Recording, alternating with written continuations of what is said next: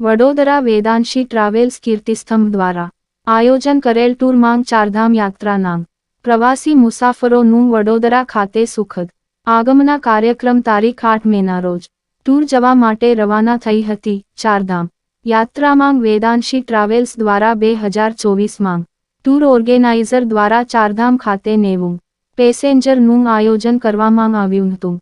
12 દિવસને 18 દિવસના કાર્યક્રમમાં ગુજરાત વડોદરા ખાતેથી વેદાંશી ટ્રાવેલ્સ કીર્તિ સ્તંભ દ્વારા આયોજિત કરવામાં આવેલ ટૂરમાં ગંગોત્રી, યમનોત્રી, બદ્રીનાથ, કેદારનાથ દ્વારા પ્રવાસીઓને ઉત્સાહભેર દર્શન કરાવી વેદાંશી ટ્રાવેલ્સ ટૂર મેનેજર તસ્લીમભાઈ આનંદ અને જયમીનભાઈ પટેલ વડોદરા અને ભરત મહારાજ નોનસ્ટાફ અને ડ્રાઈવર હીરાભાઈ અને અન્ય સ્ટાફ દ્વારા ઘણી સારી સર્વિસ આપી ટૂરને સફળ બનાવી વડોદરા ખાતે સુખદ આગમન વેદાંશી ટ્રાવેલ્સના ઓર્ગેનાઇઝર સુનિલભાઈ સોની દ્વારા પેસેન્જરનો ચારધામ યાત્રામાં દર્શન કરી આવેલા તમામ પેસેન્જરનો આભાર વ્યક્ત કર્યો છે।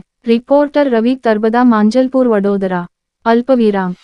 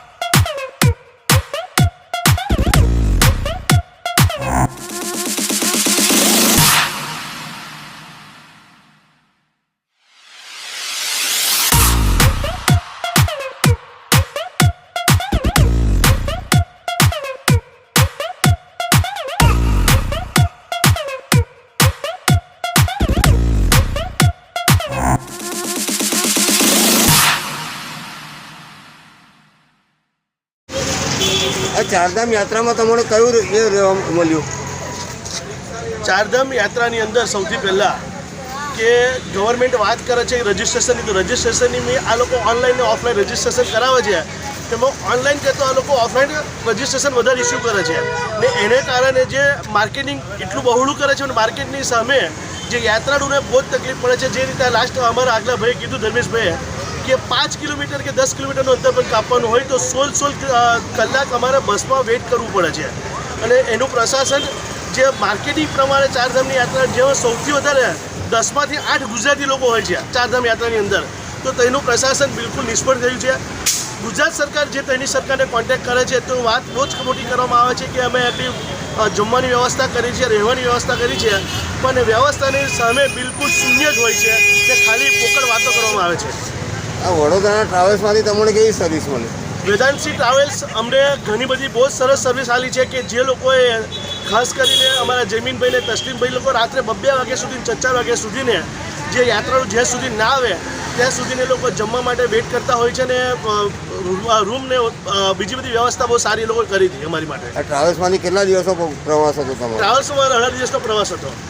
આપનું નામ? આ ચારધામ યાત્રા કયા ટ્રાવેલ્સમાંથી ગયા હતા તમે, કઈ તારીખે ગયા હતા? વેદાંશી ટ્રાવેલ્સમાંથી ગયા હતા. 8 તારીખે અમારી યાત્રાની શરૂઆત થઈ. યાત્રા ક્યાંથી શરૂઆત થઈને ક્યાં પૂર્ણ થઈ હતી? યાત્રા વડોદરાથી સ્ટાર્ટ થઈ અને વડોદરા પૂર્ણ થઈ.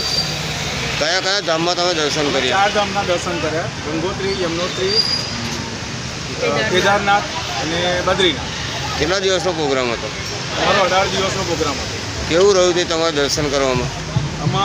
અમારા ટ્રાવેલ્સ તરફથી કોઈ તકલીફ નથી, પણ ત્યાંનું પ્રશાસન એટલું બેકાર છે કે જેની કોઈ હદ નહીં. 25 કિલોમીટર કાપવા માટે બી અમારે 12-18 કલાક ગાડીમાં જ બેસી રહેવું પડ્યું છે, જેના કારણે બધા યાત્રીઓ પૂરેપૂરા કંટાળી ગયા છે. અને ત્યાં લોકો એકબીજાને, કોઈ પ્રશાસન કોઈને જોતું નથી. કોઈ માની લો કે ભાઈ પડ્યું તો એની પર ચગાઈને બી બધાને ઉપર જતું રહેવું છે. તમે ગુજરાત સરકારને શું કહેવા માંગો છો આનો સમાજ? ગુજરાત સરકારને એક જ વસ્તુ કહેવા માંગીએ કે જો ચારધામની યાત્રા હોય તો તમારું જે રજિસ્ટ્રેશન થયું હોય તો ઉત્તરાખંડ સરકારને કહેવું પડે કે રજિસ્ટ્રેશન વાળાને જ મોકલવા જોઈએ. બિન રજિસ્ટ્રેશન વાળા બી કેટલાય ગુસ્સા છે, જેના કારણે અમે લોકો હેરાન થયા. આ વેદાંશી ટ્રાવેલ્સમાંથી કેટલા યાત્રીઓ ગયા હતા? 40 અને આમ તો ટોટલ 80. આપનું નામ? મારું નામ ધર્મેશ.